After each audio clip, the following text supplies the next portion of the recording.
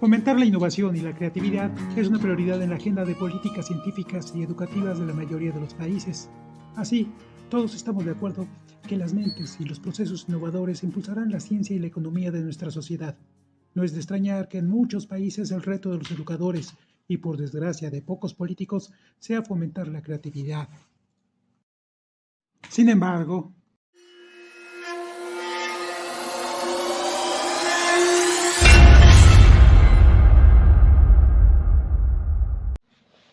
fomentar la creatividad entre la población estudiantil hace que muchos académicos se topen con serios obstáculos que producen conductas deshonestas, mismas que se reproducen en los ámbitos académico, científico, en la cultura, en la política, etc.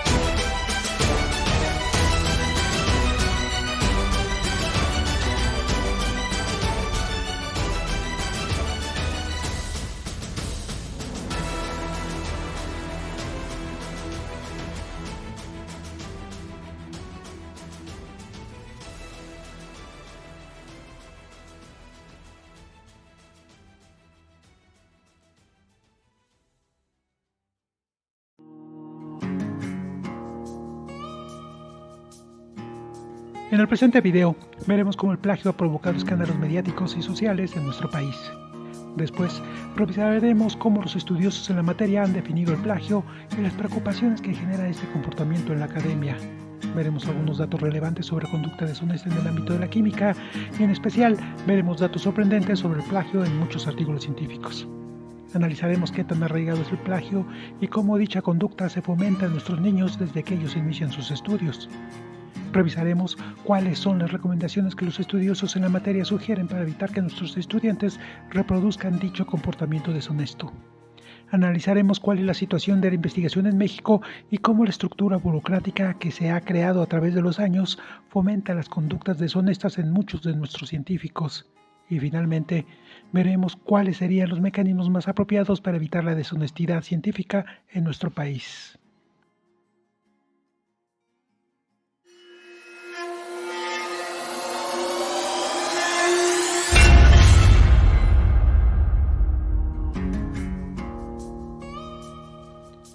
A finales del año 2022, en el portal de la revista electrónica Sin embargo, la profesora Guadalupe Correa escribió un texto relacionado al plagio, en medio de una fuerte polémica pública debido a las acusaciones de plagio que recaían sobre una ministra de la Suprema Corte de Justicia. La investigadora hace mención de un sinnúmero de intelectuales, científicos, periodistas y políticos acusados de esta conducta deshonesta. Así, la autora de dicho ensayo aseguraba que el plagio es absolutamente reprobable, inadmisible, irreprensible. Debe ser investigado y tener consecuencias para todos y cada uno de los involucrados. Sin lugar a dudas, el plagio se ha convertido en una de las actividades deshonestas que causan un gran rechazo a nivel intelectual. Existen varias definiciones sobre esta actividad, pero una de las más concisas y exactas fue proporcionada por Cristín C. Santos, profesora de la Universidad Federal de Río de Janeiro. En un artículo publicado para la revista Anales de la Academia Brasileña de Ciencias, así, la investigadora afirma que el plagio puede considerarse una forma de imitación y repetición, y esta es una preocupación global en escuelas y universidades.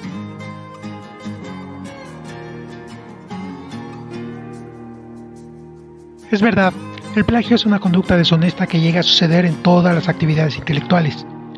En un artículo que fue publicado en la revista ACC Omega, los científicos Julia Sebrugina y Ryan Jiménez hacen un análisis de las causas por las que diferentes trabajos del área de la química fueron retirados de revistas científicas. Dichos autores encontraron que el 58% de los artículos retractados fueron por causas de conducta inapropiada. Y de toda la mala conducta se encontró que más del 40% corresponde al plagio. La deshonestidad académica es de gran impacto, Y no es extraño que las instituciones educativas pongan atención a este fenómeno. Pero aquí aparece una pregunta importante. ¿Quiénes son los responsables de evitar el comportamiento deshonesto en la academia? Una respuesta a esta cuestión la proporcionaron Alejandro Charsily y sus colaboradores en la revista de Ciencias Médicas de Corea. Dichos autores afirman que la comunidad científica ve a la autorregulación como la base de la integridad en la investigación. Aquí debemos de recalcar que el concepto de integridad en la investigación se refiere a una serie de estándares morales y éticos que sirven como fundamento para la investigación científica. De este modo, la autorregulación recae en los investigadores de forma individual, quienes son responsables de mantener la precisión y confiabilidad de sus propios trabajos. Los supervisores o personal de apoyo en el laboratorio deben organizar discusiones exhaustivas sobre mala conducta científica y la integridad académica con sus estudiantes y aprendices. Los ya citados autores de este trabajo proponen que los mentores deben de tener un comportamiento tal que sirva como un modelo a seguir. Por otra parte, las instituciones académicas deben supervisar las actividades de investigación que puedan violar los principios básicos en el comportamiento ético en cada una de las fases de la producción científica y castigar la mala conducta. Por esta razón, Charsily y colaboradores proponen que es crucial que las instituciones cuenten con mecanismos para evitar y prevenir la mala conducta académica. Sin embargo, la deshonestidad académica tiene raíces profundas que debemos analizar, y debemos preguntarnos cuáles son las causas de la deshonestidad académica en nuestro país, y con especial atención el por qué los estudiantes, académicos y científicos mexicanos plagian. Respuestas a esta pregunta podemos encontrarla en una investigación realizada por Santos y colaboradores. La investigación se realizó en estudiantes y profesores de bachillerato de Brasil. Sin embargo, los resultados son interesantes y creo que pueden extenderse al ambiente educativo mexicano. Santos afirma que el fomento a la innovación y creatividad es de alta prioridad para la educación en la sociedad del conocimiento, mientras que el plagio elimina los objetivos de la ciencia. Toda educación científica apunta a inculcar una comprensión de la ciencia y el plagio no es un rasgo accidental. Cuando se trata de aprender, la repetición y la memorización son parte del ambiente educativo. La memorización es una faceta importante de la comprensión conceptual en ciencias. Sin embargo, las prácticas pedagógicas que estimulan la memorización presentan deficiencias importantes y de allí surge la necesidad de cambiar las prácticas para la transmisión del conocimiento y el aprendizaje de memoria. La práctica de copiar textualmente las producciones de otros, omitiendo la fuente, ha sido lo común desde la escuela primaria hasta la universidad en Brasil, y creo que podemos asegurar que esta misma práctica ocurre en México. Así, las actividades que generan pensamientos provocativos no son la regla en las escuelas de ambos países. Por otra parte, los maestros brasileños tienen grupos numerosos en donde es difícil estimular la creatividad estudiantil. Sin embargo, a pesar de los bajos niveles encontrados en las pruebas PISA, los estudiantes brasileños muestran altos niveles de creatividad en matemáticas y ciencias, comparables a los obtenidos por estudiantes de países con niveles científicos altos. Los autores del trabajo no encontraron una relación clara entre estos resultados y proponen la posible presencia de factores sociales y culturales por lo cual sucede este fenómeno.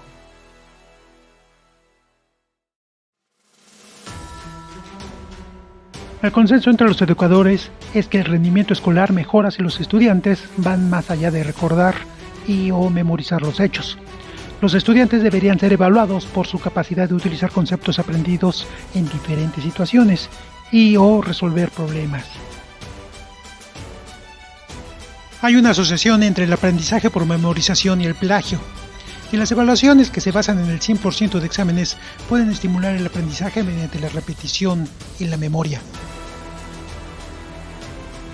Finalmente, Santos y colaboradores proponen que a los estudiantes se les debería motivar para realizar actividades basadas en cuestionamientos, resolución de problemas, discriminar entre ideas y tomar decisiones basadas en argumentos y criterios razonados. Como podemos darnos cuenta, nuestra enseñanza puede motivar a un estudiante a obtener un conocimiento profundo o a memorizar, copiar y repetir, lo cual, más allá de las cuestiones éticas, estaríamos enseñando a los estudiantes que plagiar es algo natural.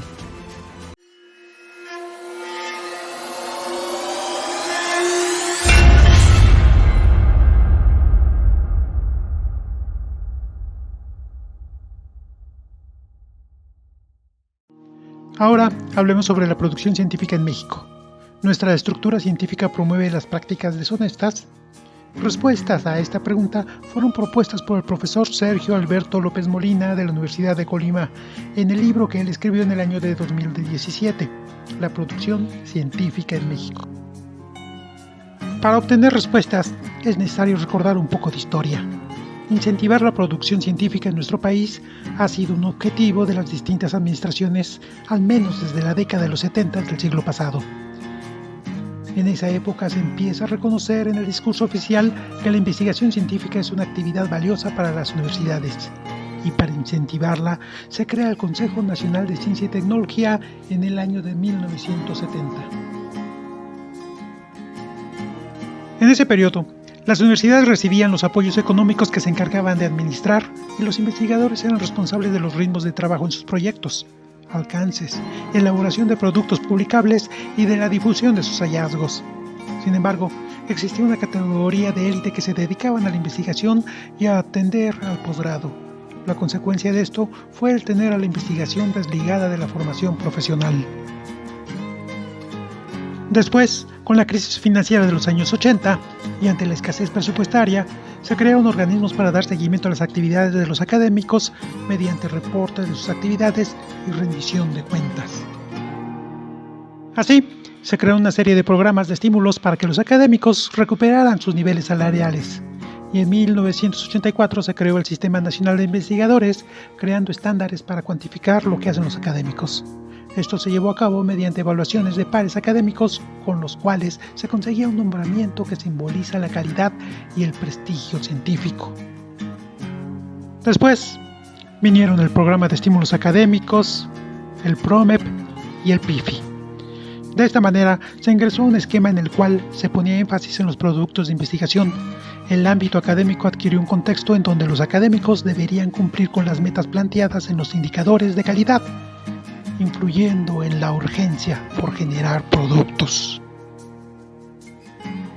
Así, la presión por cumplir con los requisitos de las instancias evaluadoras generó efectos no deseados en el comportamiento ético de los académicos. Entre estos comportamientos poco éticos surge la idea de obtener una mayor cantidad de puntos para cumplir con los estándares y se busca una inflación de papers. Para publicar con rapidez se recurre al autoplagio, al plagio, a las autocitas, a las redes de citas, a no citar a posibles competidores. De esta manera, indica López Molina, que los aspectos asociados con la cantidad de publicaciones y el cumplimiento de los tiempos comenzaron a ganarle terreno al prestigio y a la trayectoria académica, lo que incentiva en algunos a romper con los aspectos éticos.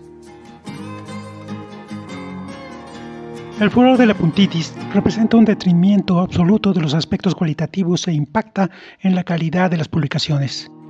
Así, evaluar en base al número de trabajos y citas produce efectos perversos que impiden madurar ideas, proyectos y trabajos de investigación.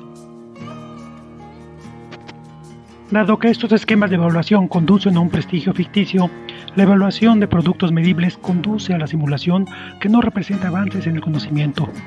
En el libro se afirma que para tener un ritmo de publicación muy acelerado, tener puntos y verse beneficiado en algún esquema de premiación, se modifica la información de experimentos, se falsifican datos o se copia y pegan fragmentos de artículos.